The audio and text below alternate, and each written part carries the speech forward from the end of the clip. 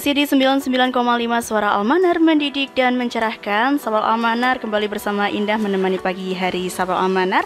Tentunya dalam program Insekam, informasi seputar kampus, yang akan di segmen kali ini kita akan berdialog dengan narasumber yang luar biasa.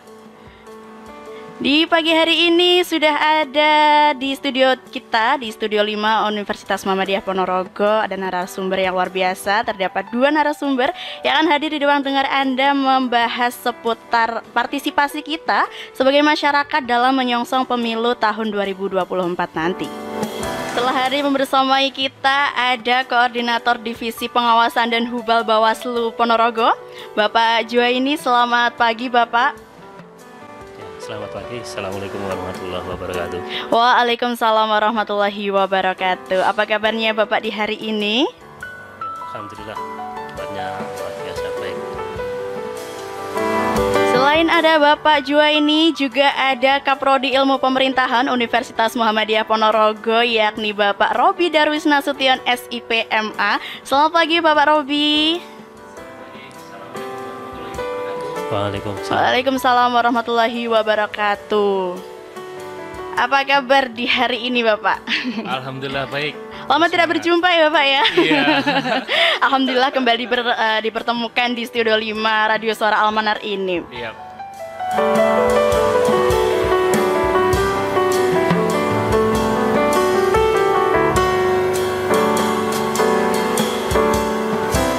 Kita ketahui bersama ya Bapak bahwasanya pemilu ini adalah sebuah ajang kontestasi bagi para calon pemimpin yang akan memimpin negara kita tercinta Indonesia Raya ini. Bisa dikatakan pula pemilu ini merupakan sebuah momentum yang penting bagi masyarakat khususnya karena disitulah hak suara dan juga hak pilih masyarakat itu digunakan. Dan perlu kita ketahui juga Sahabat Almanar bahwasanya pemilu ini adalah sarana pelaksanaan kedaulatan rakyat yang dilaksanakan secara luber dan jurdil. Kalau kita ketahui seperti itu. Yang mana itu juga ada dalam asas demokrasi, bahwasanya kita harus juga paham demokrasi ini dari, oleh, dan untuk masyarakat. Dan itu harus selalu kita jaga dan harus kita lakukan. Karena bicara terkait pemilu sendiri ya Bapak ya, saat ini masyarakat sudah sangat fasih jika akan dilaksanakan kontestasi demokrasi ini. Bahkan hari ini pun kita sebagai masyarakat juga harus tahu bahwasanya nanti tahun 2024 itu nanti akan dilaksanakan pemilu dan juga pilkada serentak di negara kita.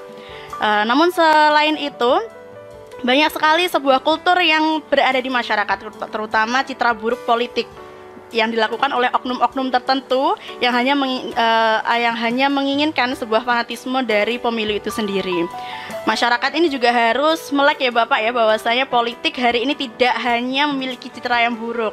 Namun memang kita harus melek dalam hal politik, mengingat kita berada di negara hukum, negara demokrasi.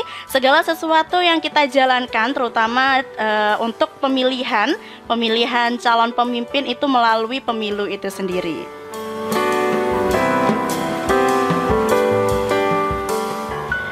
Kemudian dari Bapak Juwaini ya, selaku koordinator Divisi Pengawasan dan Hubal Bawaslu sendiri, bagaimana persiapan yang dilakukan oleh Bawaslu dalam menghadapi pemilu dan juga pilkada tahun 2020 nanti Bapak? Ya, terima kasih Mbak Indah ya. Iya. Bahwa kita hari ini adalah tanggal 14 Februari 2022. Ini tepatnya merupakan 2 tahun menuju pemilu 2024. Iya. Yaitu 14 Februari 2024. Jadi pemilu kita tahun 2024 itu dilaksanakan serentak. Dalam artian serentak itu yang pertama adalah pemilu, yang kedua pilkada. Itu sudah diputuskan melalui rapat dengar pendapat antara KPU, pemerintah, dan partai politik. Keserentakannya itu menjadi 2 bagian ya. Yang tanggal 14 Februari 2024 itu pemilu, dalam hal ini memilih 5 surat suara, yaitu ada DPR RI, DPR Provinsi, DPR Kabupaten, kemudian memilih Presiden, Wakil Presiden, dan yang kelima memilih DPD. Terus gambarannya sama seperti pemilu tahun 2019. Kemudian keserentakan yang kedua itu dilaksanakan tanggal 27 November 2024, yaitu keserentakan pada pilkada. Jadi pilkada itu pemilihan bupati, wali kota, dan pemilihan gubernur, wakil gubernur. Ya, tentu ini adalah bentuk pesta demokrasi dari bangsa kita yang harus kita sikapi secara bijaksana. Jadi bijaksana itu dalam artian kita menyambutnya dengan pikiran yang positif.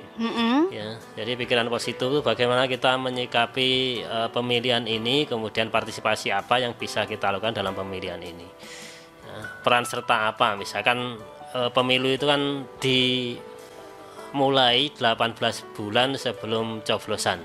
Jadi sekitar 2023 ini sudah kita memulai tahapan yaitu pendaftaran partai politik. Jadi kan nanti dalam pendaftaran partai politik ini karena kita sudah sepakat di nasional itu bahwa aturan yang kita gunakan untuk pemilu 2024 itu sama dengan aturan pada pemilu 2019. Karena ada proses verifikasi partai, ada verifikasi keanggotaan. Nah, ini peran kita adalah memastikan bahwa tugas-tugas yang dilaksanakan oleh penyelenggara itu sesuai dengan regulasi yang sudah ditetapkan.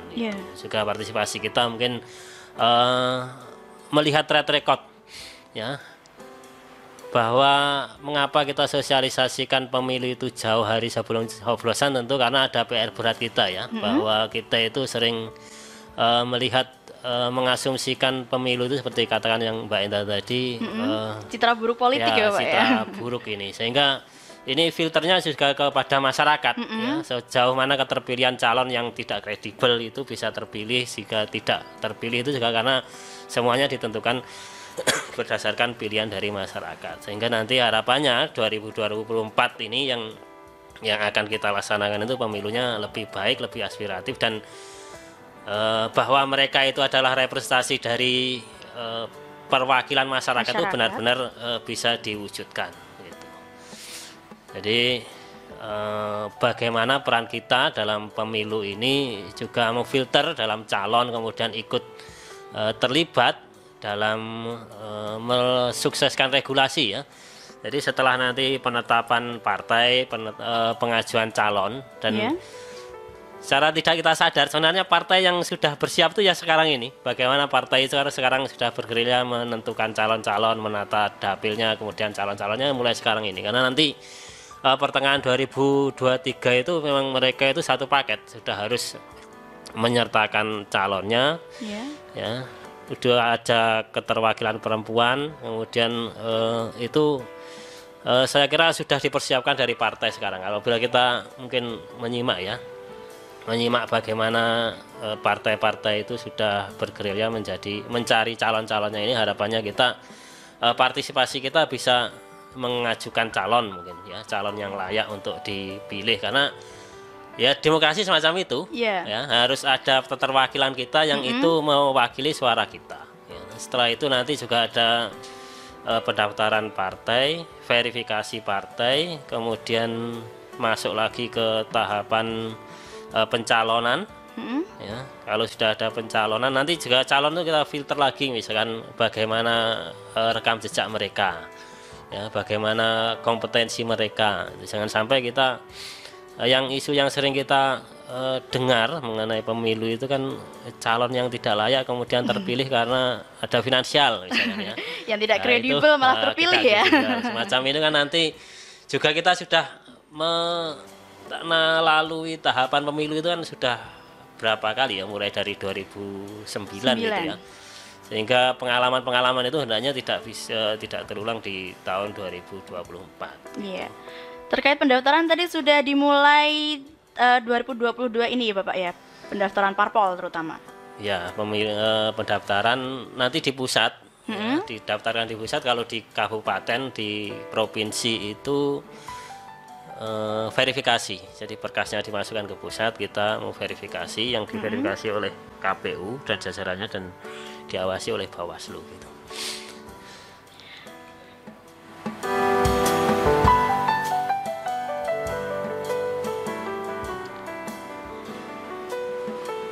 Jika kita ketahui bersama bahwasannya memang persiapan-persiapan untuk menyongsong pemilu tahun 2024 ini memang cukup banyak sekali ya Sobat Amanah, karena juga dari Bawaslu Bapak Joy ini juga menyampaikan mulai tahapan pendaftaran, kemudian verifikasi, dan hingga juga memfilter para calon pemimpin yang akan memimpin negara kita ini itu mulai dilakukan sejak tahun 2022 ini.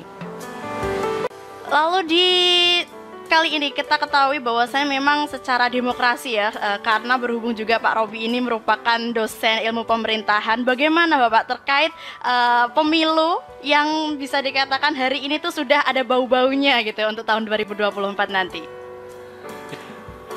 Pemilu 2024 tetapi panasnya sudah mulai dari sekarang. Iya. Sudah mulai hangat-hangat nih, dari partai politik sudah mulai hangat-hangat ya, cari-cari calon seperti katakan Pak Joy ini. Saya kenal beberapa teman parpol juga sudah mulai cari calon, bergerilya untuk membangun masa dan lain sebagainya. Iya. Cuma gini, demokrasi itu adalah cita-cita yang mulia. Betul. Jangan sampai pemilu nanti dicederai. Mencederai demokrasi itu sendiri. Di beberapa pihak memang di tahun-tahun yang lalu itu ada beberapa kelompok kepentingan yang hanya menginginkan untuk mencapai keuntungannya sendiri, itu akan juga mencederai demokrasi itu sendiri. Apalagi pesta demokrasi itu adalah untuk memberikan suara rakyat dan memberikan calon, menunjuk calon sebagai pemimpin dia. Selain itu juga beberapa money politik juga terjadi juga, dan itu harus dihindari, apalagi di tahun 2024 nanti itu juga harus dihindari juga. Kami sebagai akademisi melakukan beberapa riset di 2017, melakukan riset terkait dengan kelompok kepentingan. Ternyata beberapa tokoh masyarakat itu juga sangat berpengaruh terhadap perolehan suara, dan itu terkadang juga dipakai untuk oleh oknum tertentu untuk meraih suara dengan keuntungan pribadi dirinya sendiri. Di tahun 2020 kami mengajukan riset lagi dengan responden sejumlah 600 responden, dan mengatakan hasil risetnya adalah ternyata uang yang dipakai untuk money politik itu tidak berpengaruh terhadap keterpilihan calon. Iya, suaranya. Nah, makanya jangan sampailah nanti 2024 itu menggunakan cara-cara seperti itu lagi, karena yang ternyata di hasil riset itu juga menyatakan bahwa profil itu paling utama, penguatan profil dari calon itu sendiri. Penguatan profil bisa jadi pembangunan dari awal, ataupun memang dia sebagai tokoh masyarakat. Selain itu juga media sosial juga sangat berpengaruh. Di Kabupaten Ponorogo, hasil riset kami menunjukkan bahwa Facebook, media sosial Facebook itu menjadi peringkat utama yang menentukan si calon itu, si pemilih itu memilih calon siapa. Twitter masih belum, Instagram juga masih belum berpengaruh, dan media sosial kayak TikTok dan lain sebagainya belum berpengaruh juga. Facebook menjadi media utama, apalagi di beberapa grup di Facebook itu yang juga menjadi penentu juga salah satunya. Selain itu juga yang terakhir adalah swing voter di usia remaja itu yang menjadi penentu juga. Kelabilan mereka ternyata juga berpengaruh juga terhadap keterpilihan calon. Swing voter itu usianya masih remaja, dia masih labil, dan keterkaitan dengan ketertarikan dengan politik itu masih sangat rendah. Sehingga swing voter itu banyak dia suaranya kemana-mana.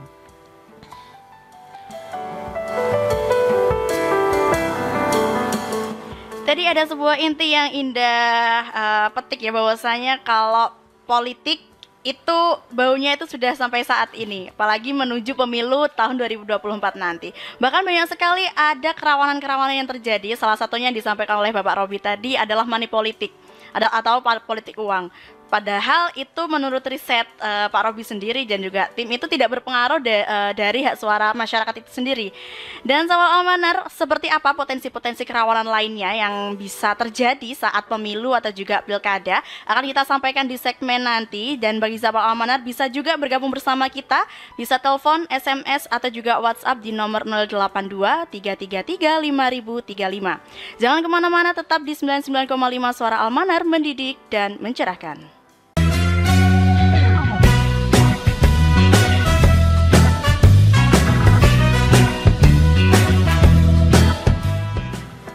27 menit lepasnya dari jam 9 kita menemani pagi hari Sahabat Almanar masih dengan dua narasumber luar biasa kita yang telah hadir di Studio 5. Jika tadi kita sudah membahas seputar persiapan-persiapan yang dilakukan Bawaslu itu sendiri dalam menghadapi pemilu dan juga pilkada tahun 2024 nanti, tentu kalau kita menelisik ke hal yang lainnya, bahwasannya memang di pemilu itu sendiri banyak sekali potensi-potensi kerawanan yang terjadi. Salah satunya yakni money politik itu sendiri yang sudah bisa dikatakan tanda kutip itu adalah kultur dari setiap pelaksanaan pemilu itu sendiri. Bahkan meskipun itu tidak berpengaruh untuk hak suara masyarakat, namun itu masih dilakukan, masih ada juga mungkin sampai nanti 2024, tapi harus kita tidak boleh lakukan ya, karena memang itu sebuah pelanggaran. Nah, di sini kita harus mengetahui potensi kerawanan lainnya itu yang mungkin terjadi pada pemilu 2024 nanti seperti apa, Bapak Juwaini? Ya, terima kasih. Dalam pemilu itu ada dua tahapan besar ya, yaitu tahapan persiapan dan pelaksanaan. Sekarang ini tahapannya persiapan. Ya, persiapan itu salah satunya misalkan tentang anggaran. Ya, anggaran yang akan digunakan pada pelaksanaan pemilu itu sudah dibicarakan sekarang antara pemerintah pusat, daerah maupun kabupaten. Ya, saya baca kemarin untuk pemilu 2024 itu sekitar 19 miliar untuk Bawaslu ya. Untuk kalau KPU saya kira lebih besar, sekitar 40 miliaran angka gitu. Kemudian yang kedua pada persiapan ini adalah regulasi, ya, regulasi teknis menyangkut pelaksanaan. Regulasi ini ada PKPU, ada Perbawaslu, ada surat edaran, ada surat keputusan, semacam itu untuk mengatur tahapan-tahapan yang akan dilaksanakan pada pemilu. Itu mengenai persiapan. Yang kedua pelaksanaan ya. Pelaksanaan itu tadi ada pendaftaran, ada verifikasi, kemudian ada pemutakhiran data pemilih, ada pencalonan, kemudian ada kampanye, kemudian ada pemungutan, ada penghitungan suara. Itu garis besarnya. Bawaslu itu punya rumus gini, dalam pengawasan Bawaslu menentukan fokus pengawasan ya. Dalam fokus pengawasan, Bawaslu menentukan titik kerawanan. Ya. Dalam fokus pengawasan menentukan titik kerawanan. Ya. Apa titik kerawanan? Misalkan kalau tahapan yang awal tadi yang sudah disampaikan yaitu mengenai pendaftaran dan verifikasi partai. Ini nanti secara tidak langsung akan ada pendataan. Jadi misalkan partai baru ya, sebagaimana kita ketahui sudah ada bermunculan partai baru itu, mereka harus beranggotakan 1/1000 dari warga. Itu nanti diverifikasi apakah mereka itu benar mengikuti partai tersebut, apakah punya keanggotaan, apakah mereka itu orang yang tidak dilarang, karena kan juga ada orang yang tidak boleh ikut dalam partai politik, misalkan pegawai TNI, Polri, semacam itu fokus pengawasan kita. Tadi ada lagi nanti pencalonan, misalkan apakah calon itu sudah punya pernah dijatuhi hukuman pidana, apakah calon itu ada track record yang tidak baik sehingga dilarang menjadi calon. Itu juga menjadi fokus kita ya. Misalnya nanti masuk dalam kampanye ya, kampanye itu ada yang sering kita sosialisasikan dari sekarang itu adalah kampanye yang sehat, di mana kampanye itu ada istilah larangan untuk menyebar hoax, ya, hoax, ujaran kebencian maupun mengolok-olok calon atau pasangan lain.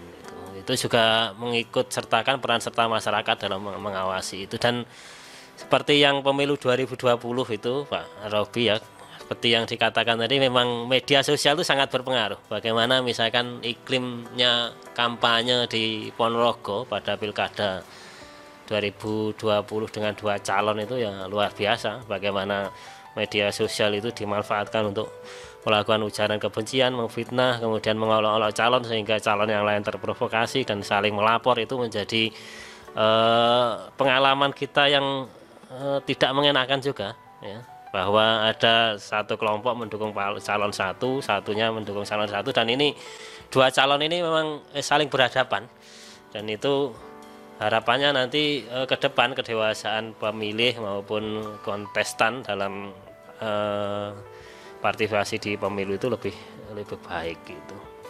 Itu kerawanan tadi ada money politik ya.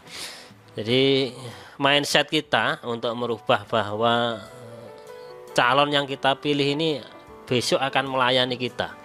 Jadi mereka itu berhutang budi kepada kita, bukan kita yang berhutang budi kepada mereka.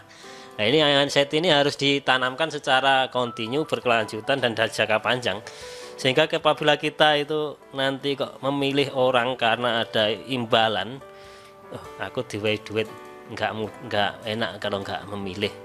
Itu kan semacam kita yang terbebani ya. Harusnya kita membuat kelompok yang bagaimana mereka itu terbebani kepada kita.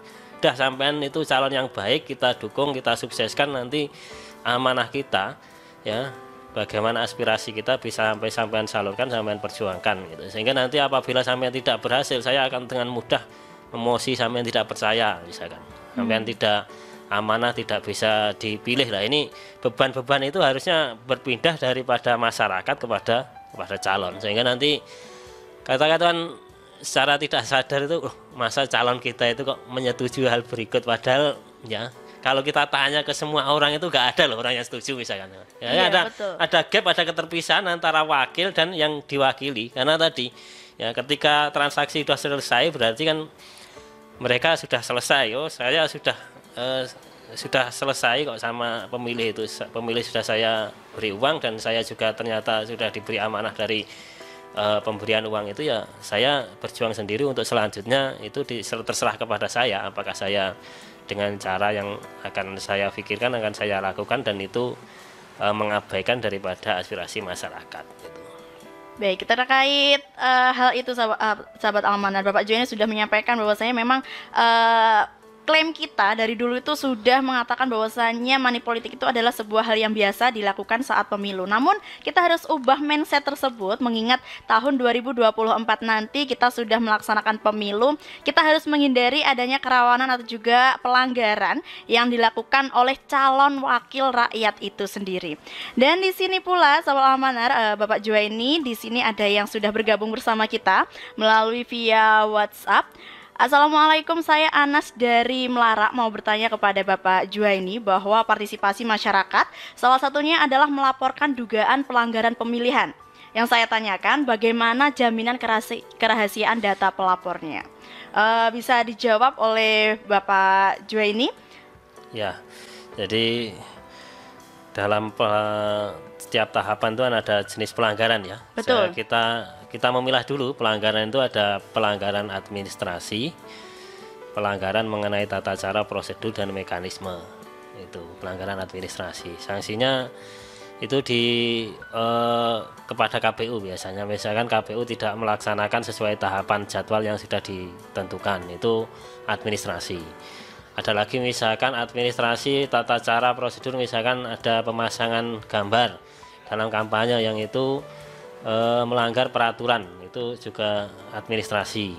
Yang kedua ada pelanggaran pidana ya, mungkin yang dimaksud tadi pidana ya. Kalau saya melaporkan kemudian hubungannya dengan pidana orang, menjatuhkan sanksi kepada orang, apakah dijamin kerahasiaannya? Ya pastinya dijamin ya, karena itu sudah merupakan hak dari warga negara dalam mendapat perlindungan jaminan kerahasiaan dari pelapor.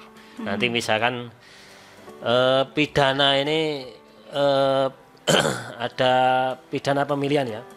Biasanya kita identik dengan money politik. Membagikan uang itu apakah ada pidananya? Ada.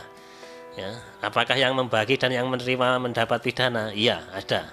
Ya, jadi orang yang memberi dengan orang yang menerima itu sama-sama nanti apabila terpenuhi unsurnya juga akan ada sanksi pidananya, dan pidananya juga si 187A Undang-Undang 6 Undang-Undang 10 tahun 2016 itu 36 bulan kurungan ya, 3 tahun sama dengan 3 tahun. Itu ya, dan itu ya luar biasa itu. Tapi mohon disertakan bahwa syarat laporan itu juga harus menyertakan bukti formal material. Ya, formal material itu misalkan siapa yang di mana, bagaimana kejadiannya, apa buktinya, itu harus terpenuhi unsur itu dalam rangka untuk ditindaklanjuti. Kita juga ada mengenal istilah informasi awal ya.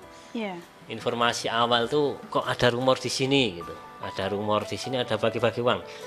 Jadi bagi uang itu kalau dalam pemilu itu kan hampir di setiap daerah ada ya bagi uang. Tapi rumor yang karena ya kita mungkin melihat satu tindak pidana yang paling aneh itu ya money politik, di mana orang yang memberi dan yang diberi itu sama-sama tidak ada unsur kerugian.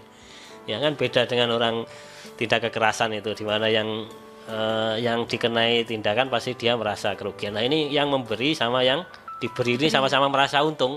Ya sama, saya ikhlas kok memberi, ini sedekah saya gitu. Yang satunya juga saya juga ikhlas menerima, kalau tidak menerima saya tidak pilih.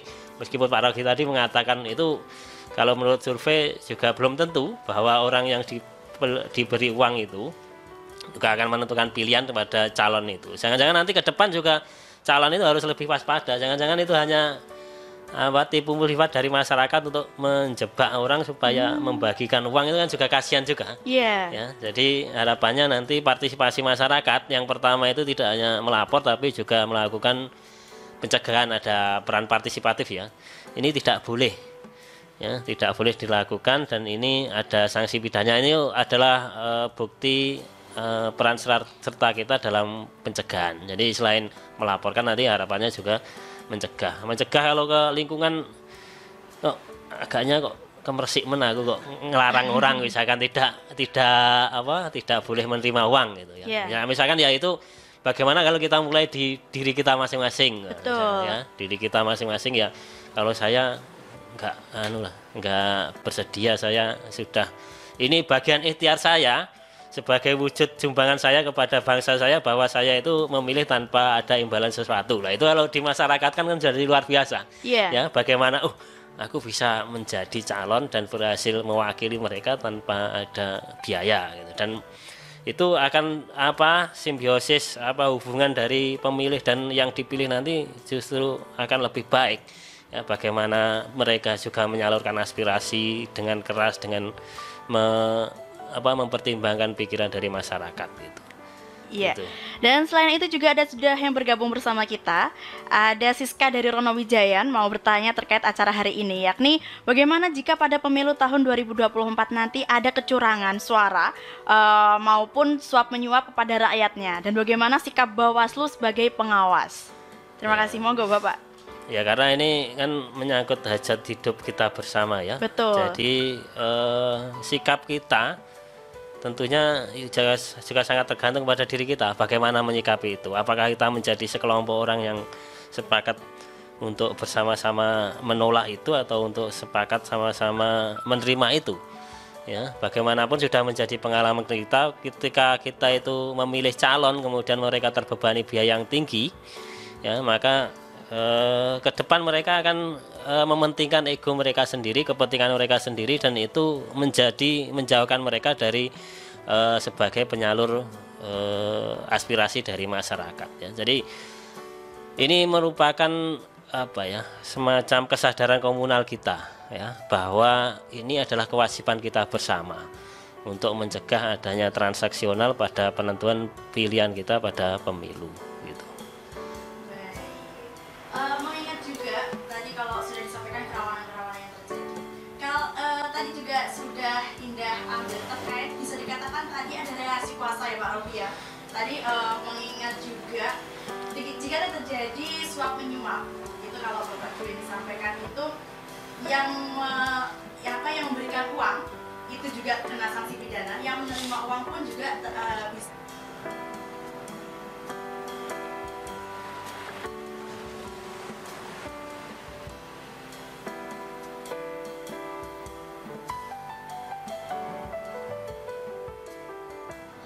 Iya, dalam money politik itu sebenarnya seharusnya yang berkuasa adalah rakyatnya untuk mencalonkan siapa wakilnya yang akan mewakili dia.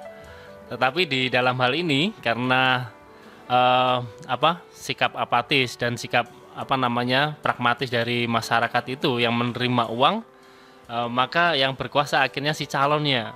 Bagaimana dia itu bisa menggiring si pemilihnya untuk ikut dalam keinginan dia. Saya tertarik di Mas Johani tadi terkait dengan sedekah.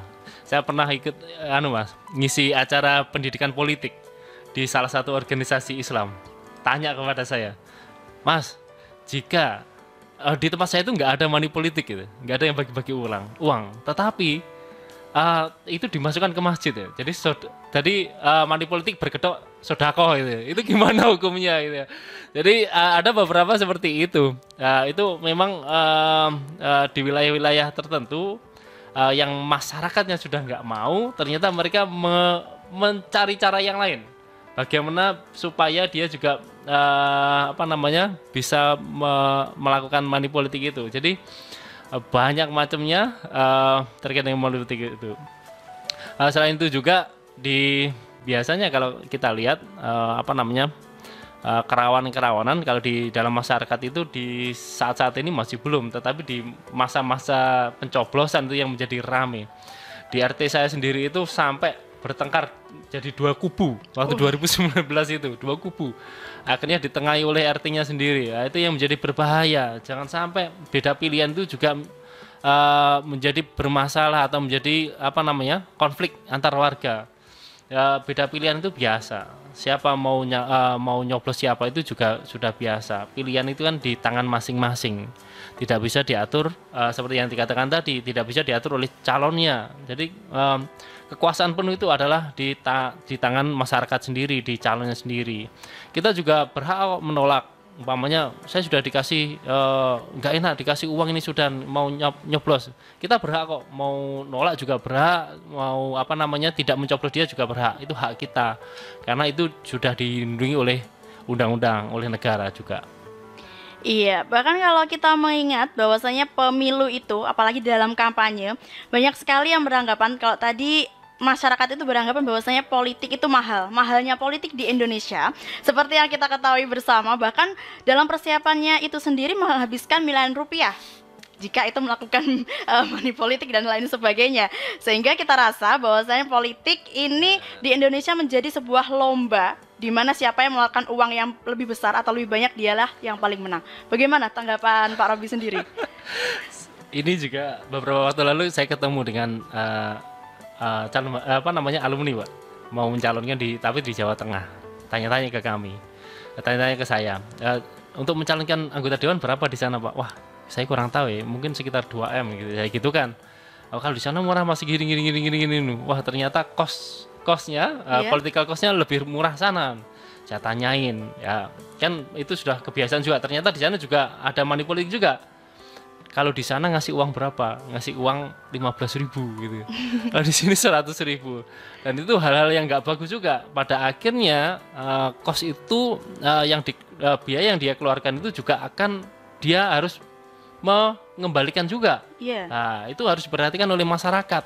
Itu nggak gratis loh sebenarnya. Semakin besar biaya yang calon itu keluarkan, maka dia akan mengembalikan itu juga. Maka masyarakat harus lebih pandai sekarang. Saya yakin masyarakat di era sekarang, di era digital itu semakin menggali informasi itu lebih mudah, dan lebih pandai juga. Apalagi yang di era-era anak-anak sekarang itu lebih pandai. Saya yakin tidak akan terpengaruh dengan itu semua. Uang yang dia keluarkan juga dia akan minta kembali juga. pada akhirnya.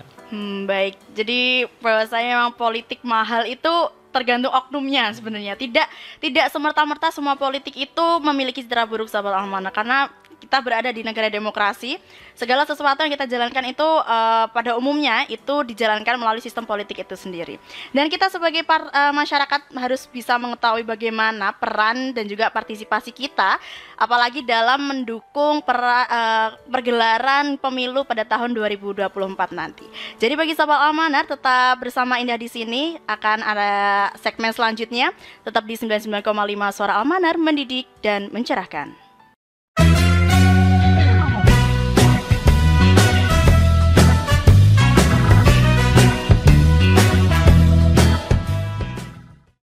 Kembali di 99,5 Suara Almanar, mendidik dan mencerahkan. Di segmen kali ini kita akan membahas peran dan juga partisipasi kita sebagai masyarakat dalam menyongsong pemilu tahun 2024 nanti.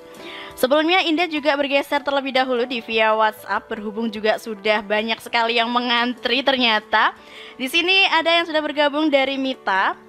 Bagi partisipasi masyarakat pada momen pemilu ini tidak hanya dilihat dari tingginya angka pemilih yang hadir yang menggunakan hak suara di tempat pemungutan suara itu sendiri, namun diukur dari tingkat kesadaran masyarakat serta keterlibatan aktif dalam seluruh tahapan penyelenggaraan pemilu.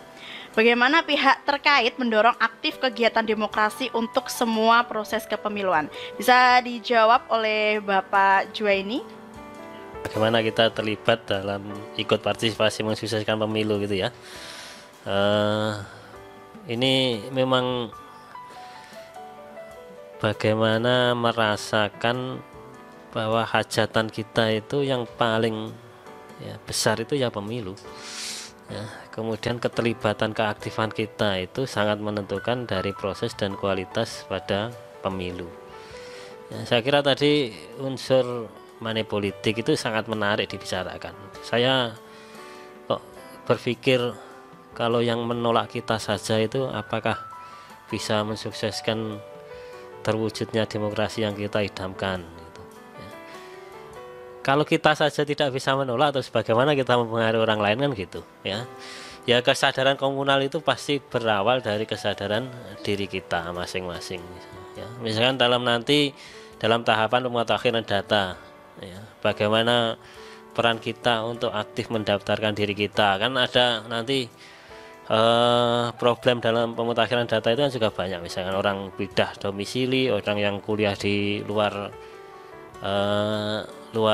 daerah domisilinya, kemudian orang yang sedang sakit, orang yang sedang bekerja, orang yang sedang melaksanakan tugas, itu kan juga butuh kesadaran diri untuk melaporkan supaya hak pilihnya itu terselamatkan, meskipun dalam tahapan batasan-batasan tidak seperti waktu mereka di domisili di daerahnya masing-masing. Dan ini kesadaran ini ya merupakan butuh sosialisasi, butuh kesadaran daripada masyarakat untuk mewujudkan bagaimana sebenarnya ya, ketika kita itu merasa peduli, merasa perhatian, kemudian kita sudah mencurahkan pikiran kita, tenaga kita untuk mewujudkan demokrasi ini, insya Allah ini sudah ikhtiar kita dan akan membawa dampak maupun perbaikan di alam demokrasi kita gitu.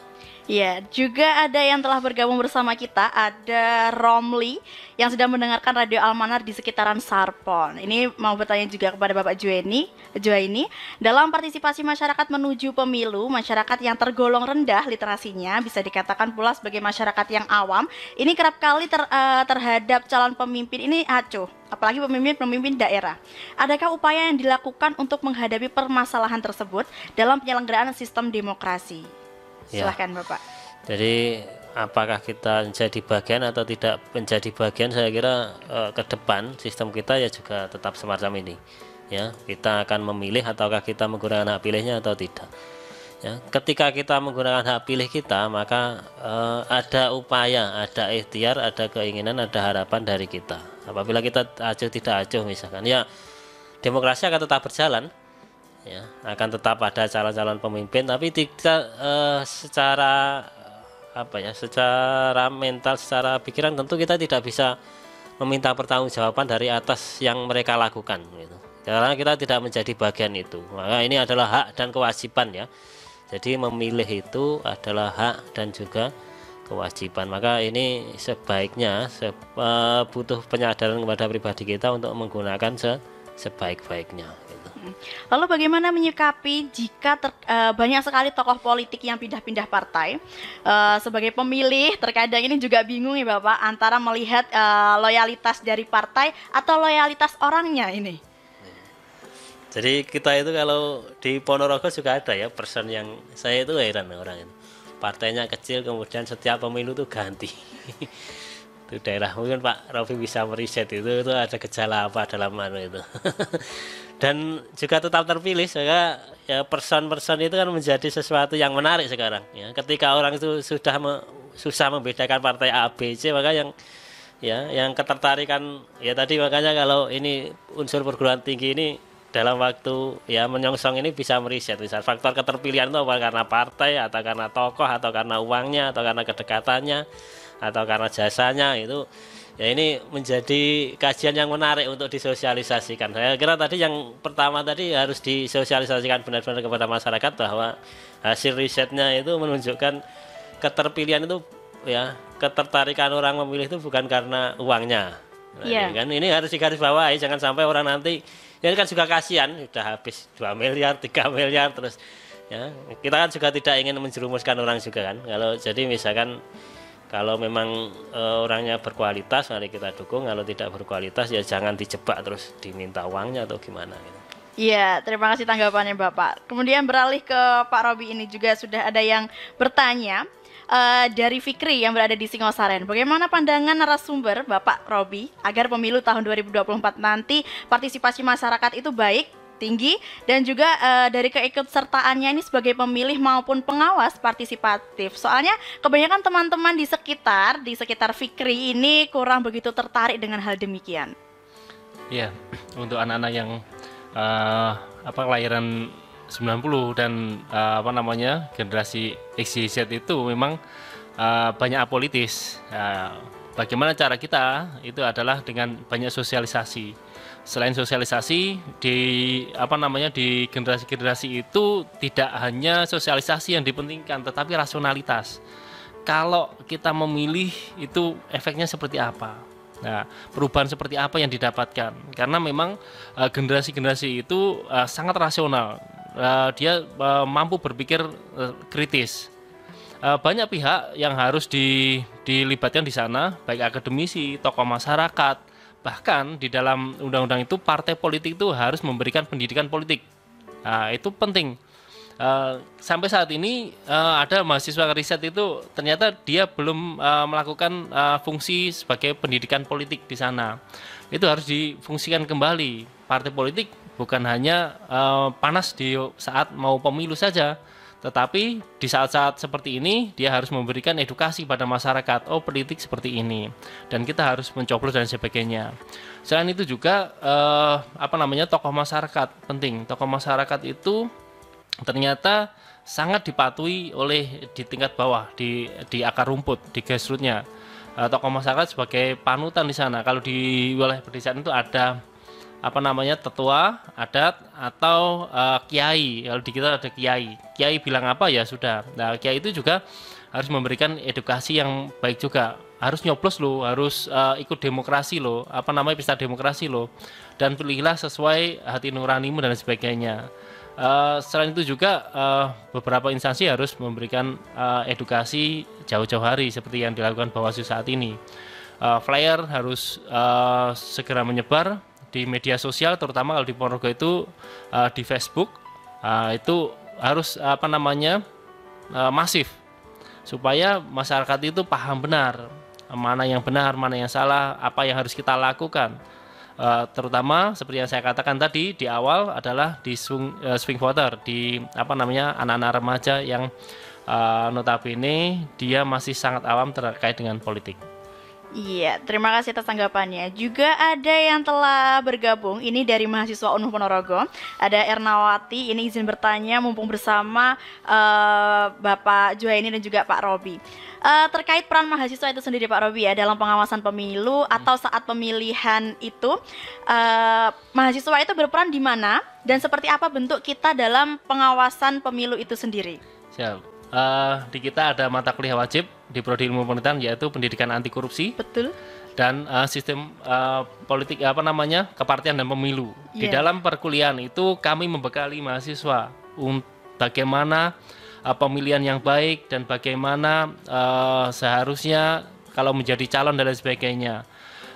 Kami memberikan hal-hal seperti itu supaya seperti apa? Karena mahasiswa itu di desanya atau di wilayah itu sebagai orang-orang yang terdidik, orang-orang yang bisa membuat perubahan di sana.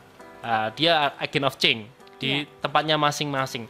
Harapan kami adalah dengan adanya mahasiswa itu di tempatnya masing-masing, dia akan membawa perubahan yang baik dengan edukasi yang sudah kita berikan, dengan edukasi yang kita berikan itu baik di mata kuliah pendidikan anti korupsi ataupun di sistem kepartian dan pemilu. Bagaimana rawannya korupsi, bagaimana cikal bakal korupsi, bagaimana bahayanya korupsi itu ada di sana semua, dan itu dimulai juga di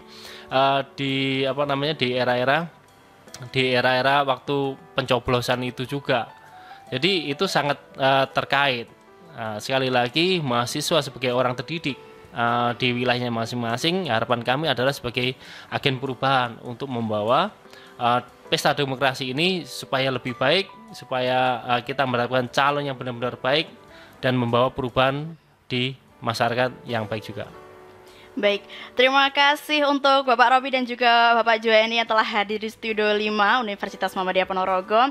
Terima kasih atas kesempatan yang diberikan dan banyak sekali informasi-informasi yang telah kita petik dari kesempatan kali ini. Sobat Almanar mengingat bahwasanya juga kita sebagai masyarakat penting mengetahui bagaimana partisipasi kita kemudian dalam menyongsong pemilu tahun 2024. Karena jika kita tidak berpartisipasi, katakanlah kita tidak hanya berperan saat menyoblos saja atau juga memilih, namun sebelum pelaksanaan pemilu itu kita juga harus memiliki pedoman terkait pendidikan politik supaya tidak ada ketimpangan, penyimpangan maupun juga kerawanan yang terjadi, itu bisa kita minimalisir. Sobat Almanar, terima kasih telah bergabung bersama kita di program Insekam kali ini. Terima kasih atas kebersamaannya. Indah dan seluruh kru Almanar yang bertugas mengucapkan terima kasih dan pamit mohon undur diri. Selamat pagi dan selamat menjalankan aktivitasnya. Wassalamualaikum warahmatullahi wabarakatuh.